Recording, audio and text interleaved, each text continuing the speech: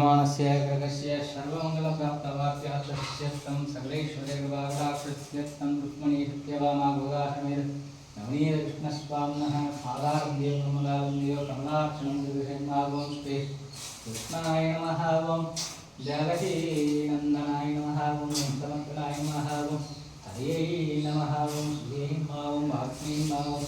शान्ताय नमः ओं गान्धाय नमः ओं विजयाय नमः ओं उपेन्द्राय नमः ओं परमस्मै मां औषधशिवाय नमः ओं ज्ञेयाय नमः ओं वायाय नमः ओं किमेय नमः मृदे नमः वदे नमः ओं